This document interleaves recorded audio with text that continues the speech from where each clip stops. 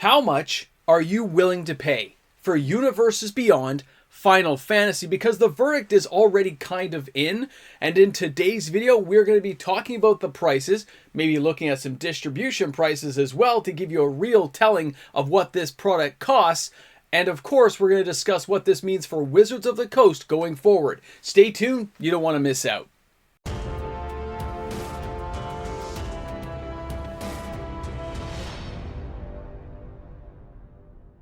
Just how much money are you willing to pay for Final Fantasy? How badly do you want to get this product into your house? How much is FOMO affecting you as a collector, investor, speculator, a player, maybe just a lover of Final Fantasy? We're about to find out. Welcome back, everyone. MTG Moxman here, and thank you again for hanging out with me on my channel today. Talking Final Fantasy. This product is months away from release, and players can't seem to stop talking about it. Do you know I spend time every single day now calling stores, checking with all kinds of people I know to find out what's happening? How many boxes sold? What's going on? Are people asking for a wish list thing? Do they want more of this stuff? How much reallocated? Did you get your allocation numbers? Do you know what you're going to get? And most of the answers are, we're sold out, we can't get it, we can't get any more. When you look on TCG Player, it's like a running gag now. Is it over 650? Is it over 670? Is it over 680? Hey, it dropped down to 612. And people think the price is coming down. Maybe it is. That's a good sign. It's going to finally drop. Or is it really just speculators and people trading back and forth, and the odd player jumps in and they say, I just can't take this anymore. I want to make sure I get my box. And there's probably a couple of stores out there holding back a few boxes, didn't even put them up, hoping to cash in on $1,000 a box. Interesting. What an interesting turn of events we have for a product this far from release. So how badly are players going to want it? We know the set's going to be in standard. We know the collector box can have serialized cards, can have epic stuff, and it's going to attract fans from across decades of players of Final Fantasy. Anyone with any money who can afford to get these things because they're so expensive. You're also going to have Magic players looking for the coolest cards and equipment, things to build new commander decks, new standard decks, bringing things into any format they play in. Having some of their favorite characters come to life is always a huge deal. I don't think we can state how important this set is going to be to Wizards of the Coast this year. How much they are depending on something like this to generate revenue, not only because, their books aren't doing that great at the moment, but also to give them a green light. Yes, please, more please, to go find more IPs, high-end stuff. Not just like niche-y type stuff, but big things that a lot of players, are we going to get a Halo? Are we going to get a Halo Secret Lair, Giant Universes Beyond type thing? Who knows nowadays? We got SpongeBob, right? We got Sandy Squirrel going to be leading the Squirrel Commander decks before you know it. Good old Toski. Now, the funny thing is, it comes down to price. I think if this box was $284, most of you wouldn't complain, would you? $284 for that kind of box? I'm so about time Wizard of the Coast got that price right.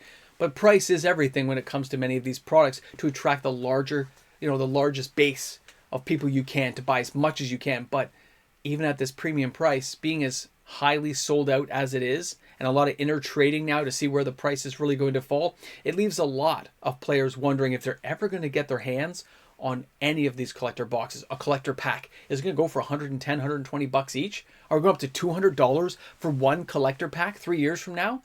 These are the questions I get asked all the time. These are the speculative things coming from everyone from a LGS store, players, investors, speculators. Not just how awesome the cards are going to be, but they don't want to miss out. That FOMO feeling of missing out is huge for players. So back to that whole price thing though. I'm going to share with you guys pricing from distribution so you can see exactly what somebody is going to pay to a store. So I'm going to order it from distribution, and then it's going to come to my store. Now, depending on where you are in the world, you'll have to work out the conversion rates. I only worked out the Canadian one in my brain, so here in Canada, it's going to be a conversion rate. I'll tell you in a second. US people are going to have to work it out. Just, go to your Google thing and say, hey, this versus this. But let's take a look at this together so we can really see what we're talking about, okay? So here we have pricing in euros, okay, overseas, from a distribution center. Now, I'm not giving any names or anything. I have permission to show this, so that's all I'm showing, okay?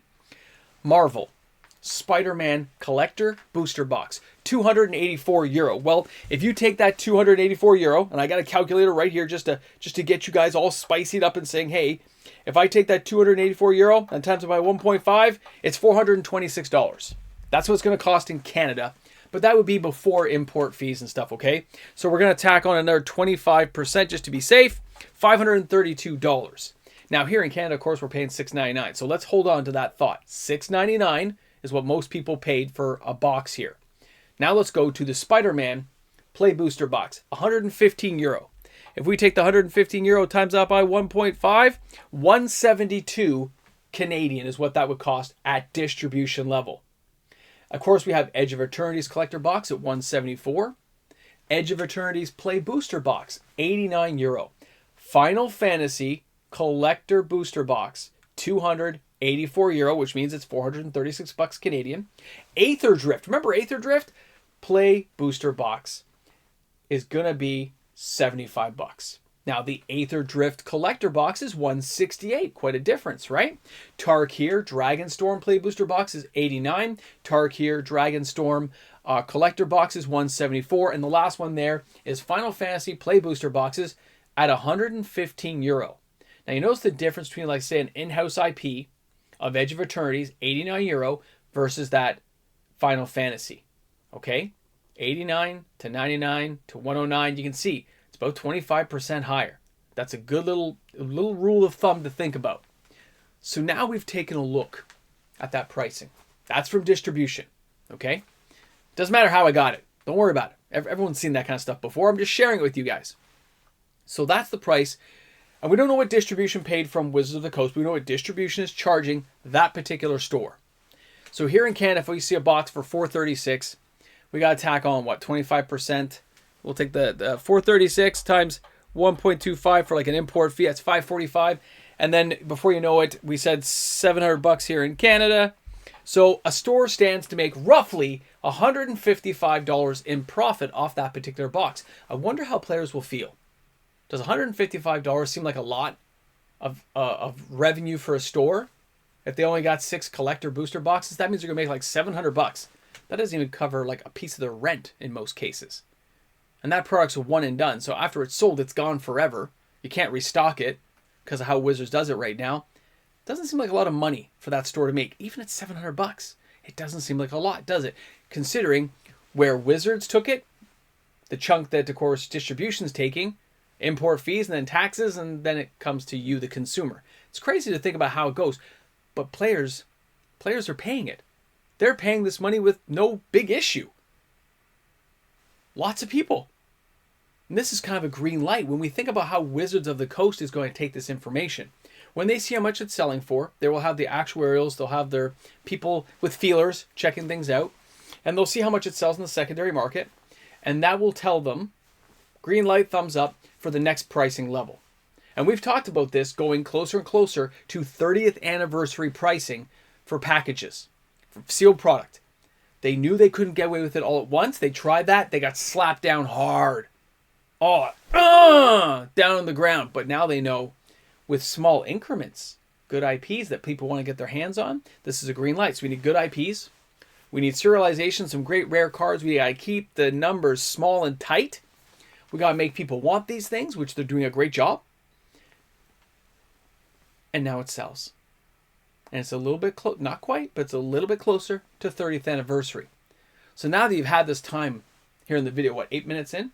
And we get to reminisce and think about where we were a couple of years ago with 30th anniversary. Coming forward now to where we're paying for collector boxes. And don't forget, we had the sneaky ones that were only 4 packs. Remember the 4-pack ones? They can bring those back and still charge that premium price. And then sell a lot more. They have ways and levers of pulling.